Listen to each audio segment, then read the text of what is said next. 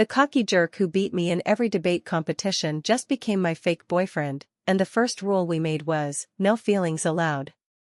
I smiled, like that would ever happen. He smirked, exactly. But as our fake dates turned real, he grabbed my hand one night and whispered, I think I broke the first rule. My heart raced as I realized, I had too. I, 29 female, never thought I'd write something like this, especially not here. But after what's been going on lately, I feel like I'm losing my mind. I need to tell you this. Even if it's just to strangers on the internet. Let me back up a little. Back in college, I was on the debate team. I wasn't just on the team, I was good. Confident, quick, sharp. I put hours into prep, I worked my butt off, and I didn't go easy on anyone. Except there was this one guy who always beat me. His name was Alex, 30M. Same year, different major. Journalism, I think. He was infuriating. Cocky, smug, always wore this lazy little smirk like he already knew he'd win. And most of the time, he did. Didn't matter how much I practiced, how well I knew the topic, how airtight my argument was. He'd stroll in with a cup of coffee like he'd just rolled out of bed, and somehow still walk away with the win. I hated him. No, I resented him. He wasn't a jerk in the traditional sense. He never said anything cruel or personal. He just had this way of talking to you that made it feel like he was always a few steps ahead, like your words were just bouncing off and falling flat. We weren't friends. Barely talked, really. Just side-eye rivals. Our names always came up next to each other on the boards. And then, graduation happened. I figured that would be it. Fast forward almost 8 years. I live in New York now. I'm a paralegal, working on getting into law school. Life's stable, a little lonely, but not bad. I don't do the dating apps anymore, too many creeps and ghosters. I spend most of my weekends reading, meal prepping, and doing laundry. One night, I get invited to a work-related mixer. It's a casual thing, lots of young professionals, drinks, music, not my scene, but I go because, why not? I've been feeling stuck, and a little socializing couldn't hurt. That's when I see him. Alex. Of all people. He was standing by the bar, talking to some finance guy, and I almost walked right out. But then he saw me.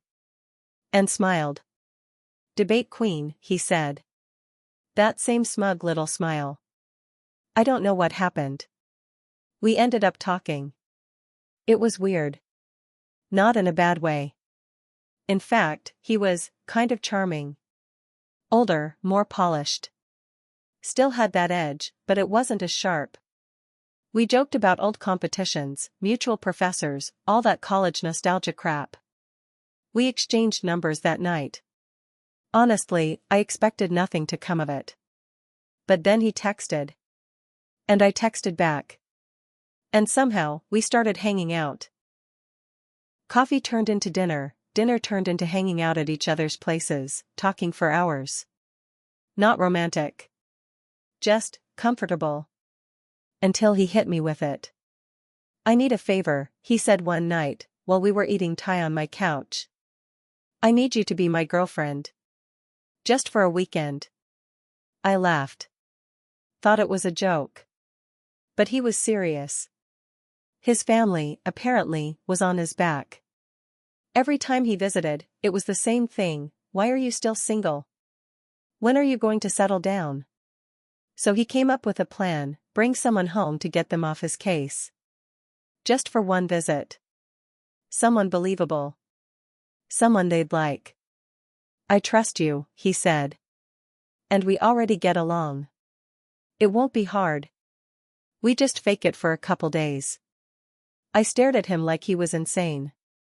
No feelings, he added quickly. That's the rule. No getting attached. We act for the family, then go back to normal. I was hesitant. Really hesitant. But then I thought, why not? I was bored. And honestly, a little curious. So I said yes. We made ground rules, no feelings. Only act affectionate when needed. Back to normal the second it's over. Simple, right? His family lived in Albany. Cute little neighborhood, nice house, normal people. His mom hugged me the second we walked in. His dad offered me wine. His younger sister grilled me about how we met. I played the part like a pro. Smiled, laughed, held his hand. I thought it would feel weird. It didn't. It felt natural. Too natural. The weekend flew by. And something happened during it. We started to blur the lines. He'd put his arm around me even when no one was watching. I'd lean on his shoulder when we were watching movies. He'd say things like, "I like this version of us." I'd laugh even when no one else was around. On the last night, we were out walking, alone. The moon was out. It was cold, and I was wrapped in one of his hoodies. We weren't talking. Just walking. He stopped. Turned to me. I think I broke the rule. I looked at him, confused. "The no feelings one," he said. His voice was low. Serious. I think I messed that up. My stomach flipped. I didn't say anything at first. Then I whispered, "Me too." We kissed. Not for show. Just because we wanted to. When we drove back to the city, things were different. Neither of us said it out loud, but we weren't pretending anymore. We were dating. It was real. Or so I thought. And that's where the story should end, right? But it doesn't. Because the real story is what happened after. And it's the part I'm not sure I want to say out loud yet. But I will. Just not in this post. So after that weekend, we were just together. No more pretending. We didn't talk about labels right away, but things changed. We were texting good morning and good night. He started calling me just to hear my voice. I'd bring him lunch when he was working late. He'd cook for me on Sundays. I knew his coffee order. He knew how I liked my eggs. It felt good. Solid.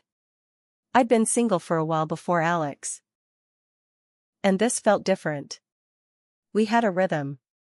He could still be arrogant sometimes, still had that cocky smirk, but now it made me laugh instead of roll my eyes.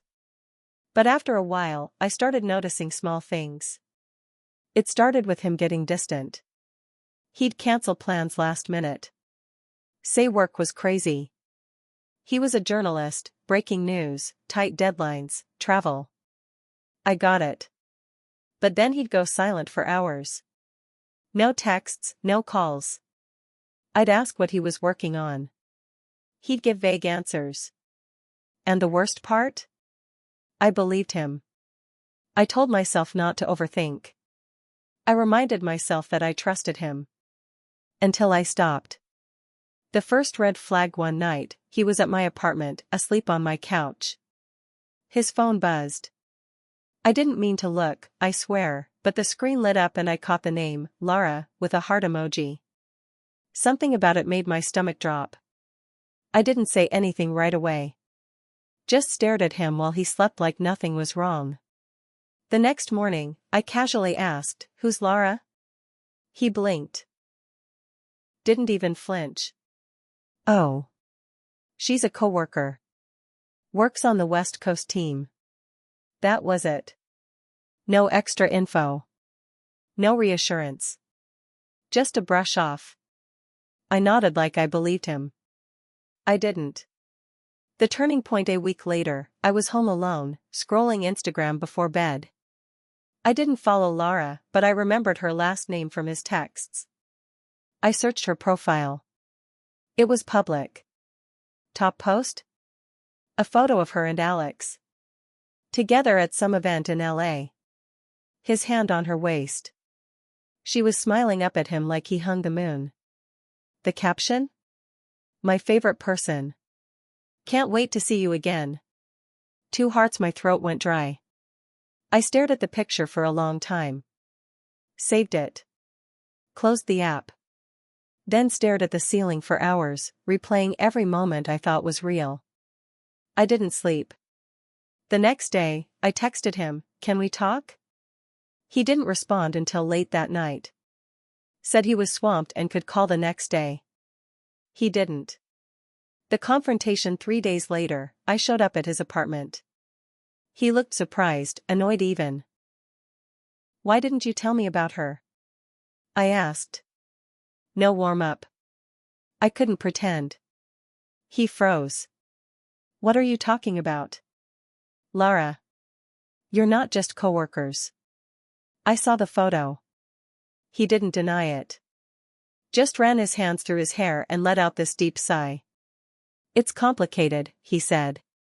No. It wasn't. He admitted it eventually. Said they met on a press trip, that it didn't mean anything, and that it wasn't like us. That phrase broke me. Wasn't like us. Like we were something deeper, more real. But how do you believe that when the person you love is in someone else's photo with their hand on her waist? I didn't scream. I didn't cry. I just stared at him. And then I left. But that's not even the worst part. One tried to move on. Tried to be angry, to hate him, to block his number. I did all of that. Still, he kept reaching out. Apologizing. Saying it was a mistake. That he chose me. That he messed up, but he'd fix it. And the worst part? I wanted to believe him. But then, here's the twist. I got a message. From Lara. Yep. She DM'd me. Said she saw my comment on a mutual friend's post. Asked if I was Alex's girlfriend. Said she was confused. Turns out, he told her he was single. Told her I was just a friend helping him with a family thing.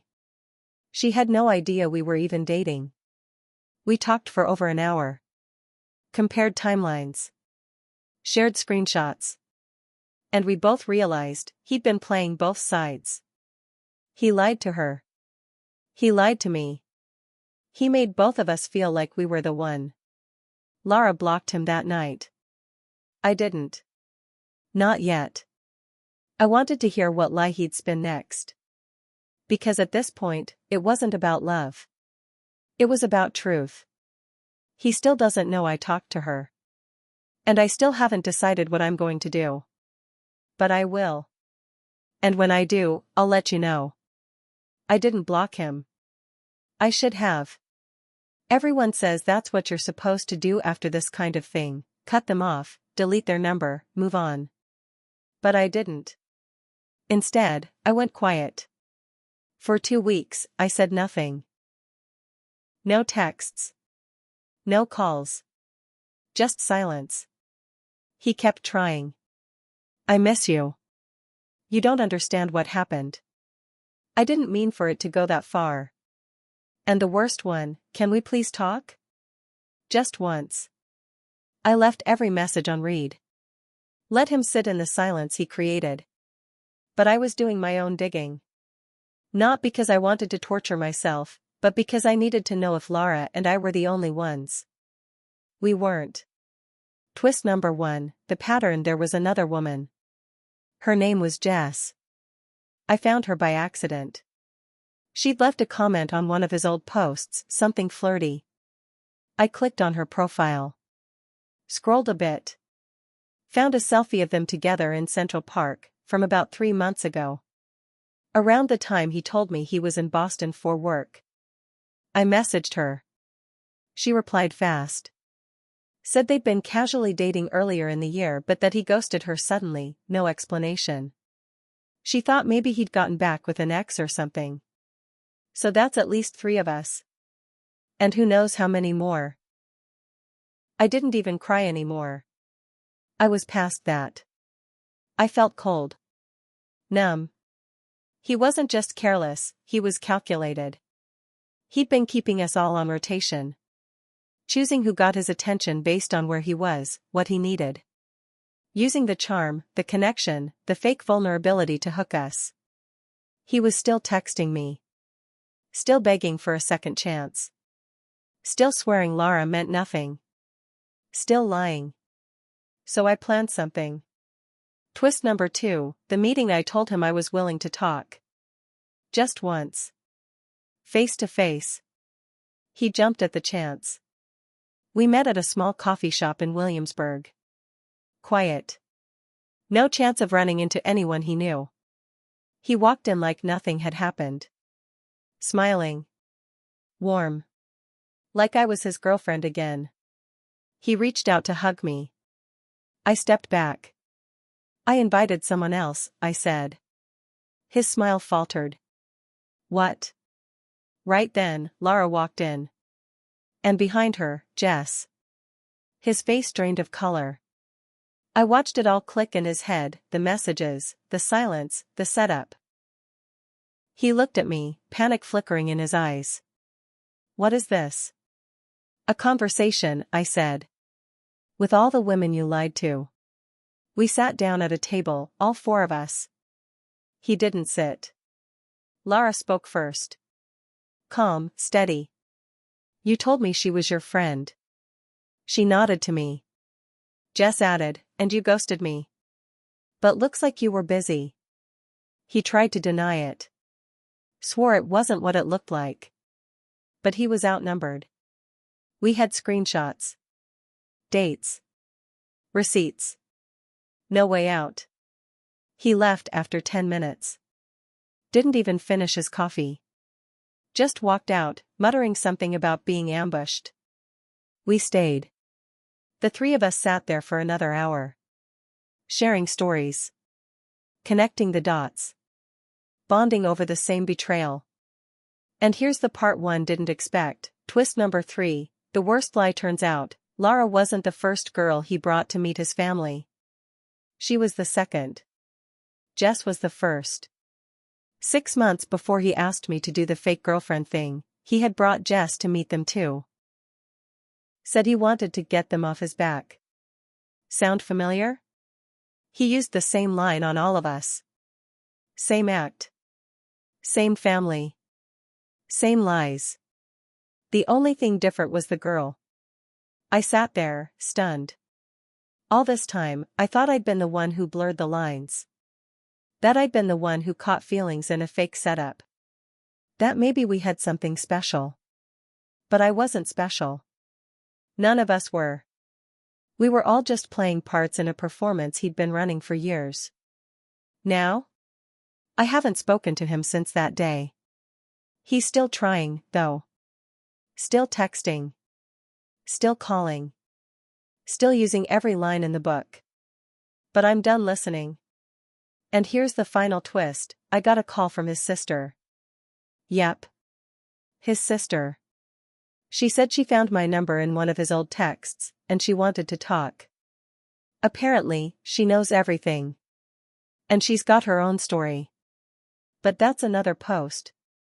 After that meeting at the coffee shop, me, Lara, Jess, and Alex, things went quiet. Too quiet. He didn't text for a week. Then 2. And just when I thought maybe he finally got it, that he'd crawl back under whatever rock he came from, I got a call from a number I didn't recognize. It was his sister. The same one who'd grilled me about how we met, months ago, back when we played pretend in Albany. Her voice was tight. We need to talk, she said. There's something you should know. We met at a diner. Just the 2 of us. She looked exhausted, like she hadn't slept in days. And then she told me everything. The final twist, the double life Alex wasn't just juggling women. He was juggling lives. Turns out, he'd been engaged. To someone else. For over a year. Her name was Tanya. She lived in San Diego. His family knew. His parents knew. His sister knew. The whole bring a girl home to stop the pressure thing? Total lie. He wasn't doing it to get his family off his back. He was doing it to hide the other women from them, and from Tanya. They played along because they thought she'd left him. She hadn't. She just didn't know he was in New York most weekends with us. I couldn't breathe. My hands were shaking. I felt like someone had poured cold water over my entire life. I asked his sister why she was telling me this now. She said, because he's marrying her. In a month. And I can't let him do this without you knowing. I don't know what came over me. Maybe I just needed to see his face. To make him look me in the eye and lie again. I showed up at his apartment. He opened the door and froze. Me, Lara, and Jess. Again. But this time, his sister was with us. And we weren't here to talk. She had Tanya on FaceTime. The call was already connected. Alex's face went pale. Like his soul left his body. He tried to shut the door. I blocked it with my foot. You lied to every single one of us, I said. But now you get to watch it all come down. He was shaking. His voice cracked. Let me explain. No, his sister snapped. You had years to explain. Now you shut up and listen. Tanya was silent on the screen. Just watching. Tears building in her eyes. Lara stepped forward. You told me you loved me. Jess added, you told me you wanted a future. And me? I just stared at him. You told me I was safe with you. He sank to the floor. Hands in his hair. Mumbling apologies that didn't mean a thing anymore. Tanya ended the call without a word. The fallout: he didn't try to chase us. Didn't text after. Didn't call. It was over. Completely. A few weeks later, I got a message from his sister. The wedding was called off. Tanya moved back to her parents' place. Alex? No one really knew. He left New York. Deleted all his socials. Probably hiding in some corner of the world where the mess he made hasn't reached yet. People think betrayal is loud. Screaming. Slamming doors. Throwing things. But it's not. It's quiet. It's the silence after trust has been broken so badly, there's nothing left to say. It's the way you stare at the ceiling at 3 a.m. and wonder if any of it was ever real. I wish I could say I bounced back fast. I didn't. There were days I couldn't get out of bed. Days I questioned everything, my judgment, my worth, even my voice, the one I used to win arguments and stand up for myself. But slowly, piece by piece, I came back. I still believe in love. But now, I believe in myself more. And if you're reading this because you're in the middle of your own heartbreak, let me tell you something. It wasn't your fault. They lied. They chose to lie. And someday, when you least expect it, you'll feel strong again. Not because someone else makes you feel that way. But because you decided to rise. Still single. Still healing. Still me. And that's enough. Maybe I'll meet someone who's honest. Maybe I won't. But now, I'll never lose myself again. Not for anyone. Not even the guy with the smirk who made me feel like I'd finally won, when all along, I was just another name on his list. And I'm done being anyone's lesson. I'm living for me now.